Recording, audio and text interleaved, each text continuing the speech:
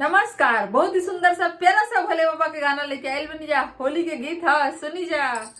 चंदा छुपी हनायाज होली खेलब भोला साथ। चंदा छुपी हनायाज होली खेलब भोला साथ। आइल फागुन महिनवा रंग अबीर के भंगिया देहब पीस के ना। आइल फागुन महिनवा रंग अबीर के भंगिया देहब पीस के ना।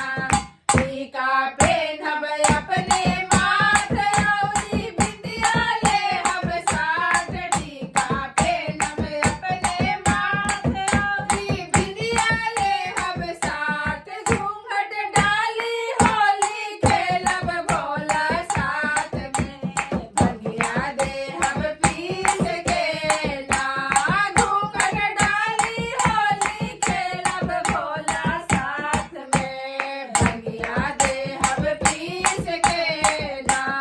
चंदा छुपी हनायाज होली खेलब भोला साथ। चंदा छुपी हनायाज होली खेलब भोला साथ। आइल फागुन महिनवा रंग अबीर के भंगिया देहब पीस के ना।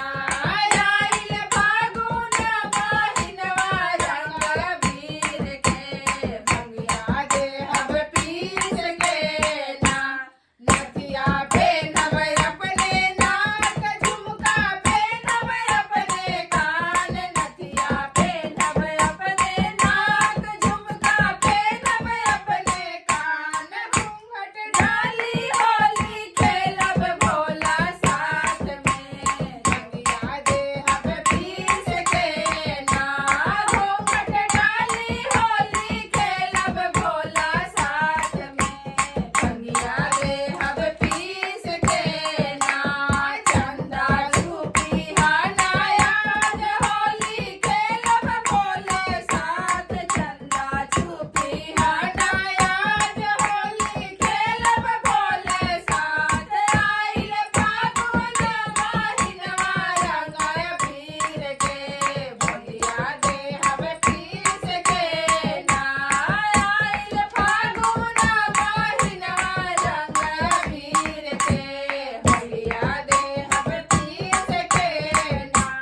चूड़ी पेन्हब अपने हाथ, पायल पेन्हब अपने पाँव। चूड़ी पेन्हब अपने हाथ, पायल पेन्हब अपने पाँव। घूंघट डाली होली खेलब भोला साथ में भंगिया देहब पीस के ना। घूंघट डाली होली खेलब भोला साथ में भंगिया देहब पीस के ना। चंदा छुपी हनायाज होली खेलब भोले साथ। चंदा छुपी हनायाज होली खेलब भोला साथ। आइल फागुन महिनवा रंग अबीर के भंगिया देहब पीस के ना। आइल फागुन महिनवा रंग अबीर के भंगिया देहब पीस के ना। धन्यवाद। गाना अच्छा लगे तो वीडियो के लाइक करी जा, शेयर करी जा, चैनल पर नया बनी जा तो सब्सक्राइब करके जाई जा। फेसबुक पेज के भी फॉलो करी जा। धन्यवाद।